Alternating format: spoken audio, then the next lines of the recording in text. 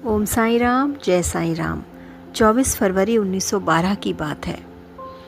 खापर्डे जी अपनी डायरी में लिखते हैं कि मैं सुबह जल्दी उठ गया, प्रार्थना की और श्री माधवराव देशपांडे को शिरडी से नागपुर जाने के लिए निकलते हुए देखा।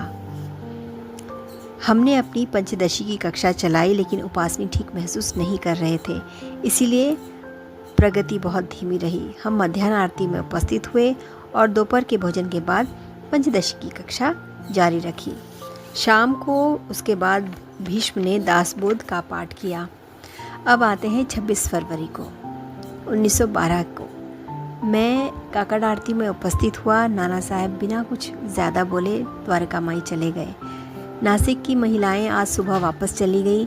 उसके बाद हमारी कक्षा हुई और हमने साईं बाबा के बाहर जाते हुए दर्शन किए और फिर से उनके द्वारका माई में लौटने के बाद उन्होंने एक कहानी सुनाई कि एक भाई ने एक बार दुर्व्यवहार किया, जिसके परिणाम स्वरूप उसे बिरादरी से निकाल दिया गया।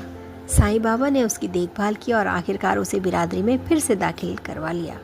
दोपहर की आरती रोज़ाना की तरह संपन्न हो गई। फिर हमने पंचदशी की कक्षा जारी रखी। पूना के कोई श्री दातार अपने पुत्र के साथ आए हैं, वे हॉल में ही रह रहे हैं। हम साईं बाबा की शाम की सैर पर दर्शन करने द्वारका माई गए।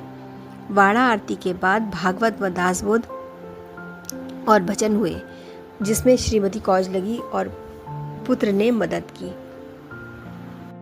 27 फरवरी 1912 को खापर्डे जी लिखते हैं कि मैं सुबह सामान्य दिनों की तरह उठा, प्रार्थना की और हमारी पंचदशी की कक्षा चलाई।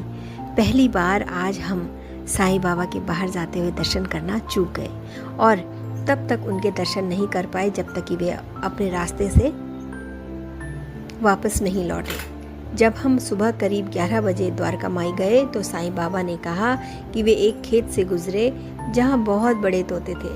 तोते उनकी उपस्थिति से भयभीत हो गए और वे बड़ी देर तक उनके डील डॉल और रंग को सराहते हुए खड़े रहे। मध्याह्न आरती सामान्य दिनों की तरह हुई और खाने के बाद मैं थोड़ी देर लेटा और उसके बाद हमने पंचदशी की कक्षा करीब रात होने तक जारी रखी और तब हम साईं महाराज के उनकी शाम की सैर पर दर्शन करने गए। रात को वाड़ा आरती हुई और फिर शेज आरती। भीष्म ने दासबोध